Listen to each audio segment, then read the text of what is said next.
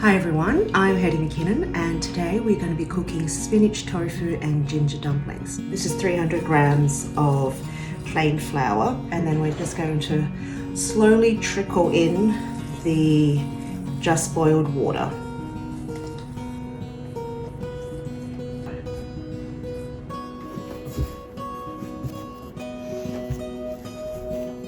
If you like, you can put it on your bench and give it a few kneads.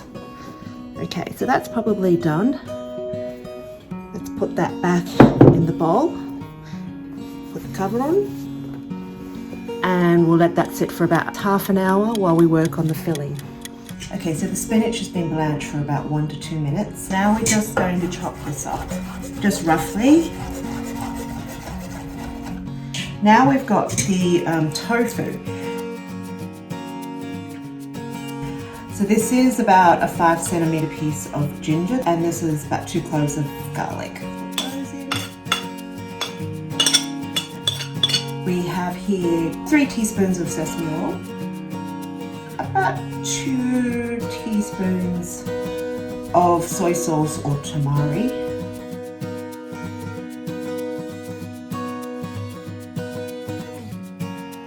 we're just going to cut this into 4, so we're going to need a bit of flour.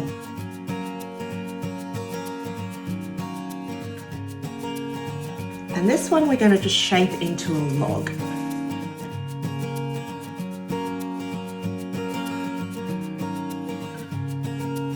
I like to roll them all into little balls.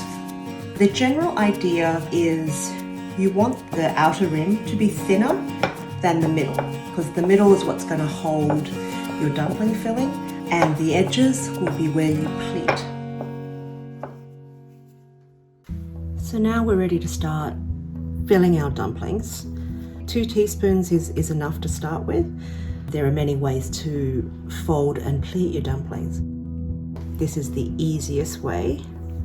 Is just fold it in half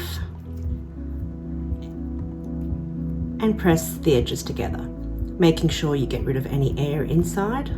For pot stickers, you need a flat base, so you're just going to put it down and you're just going to push it.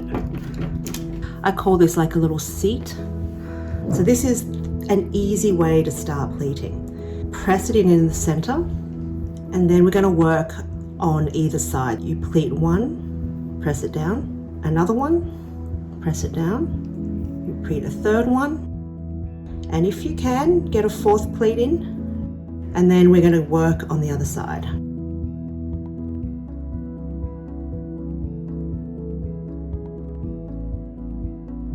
I'm going to start at the right hand side. Then I use my pointer finger and my thumb on my left hand side and bring that over. And another one, and another one. And I keep going until I've pleated all the way to the other side. This is the classic shape that I made as a child with my mother when we made our Cantonese dumplings called gokje dumplings. You start off by sealing the dumpling, and then I'll start from my right hand side and I'm going to create little pinches like that. This feels like very second nature to me and actually the most natural way of making a dumpling. The next dumpling shape is a bit like a fishtail.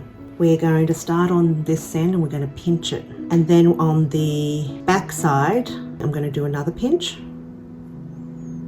And then another pinch. And then I'm going to bring the whole bit forward. And then I'm going to start working on either side. So I'm going to pinch again here. And just keep going. And the end is a point. So when it's very hot, I can feel the heat up here. I'm going to add a little bit of oil. So now I'm going to add my dumplings, bottom side down.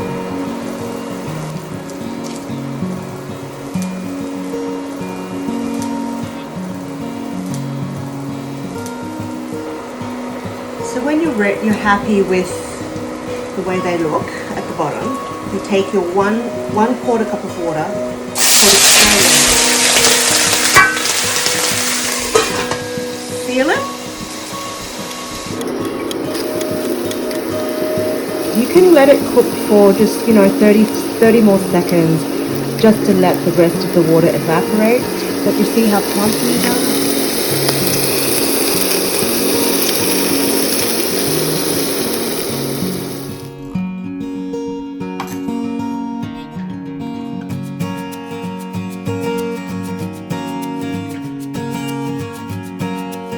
Thank you for joining me in the kitchen today. I hope you've enjoyed my Dumpling 101, and I can't wait to see all the dumplings that you make in your kitchen. Bye for now.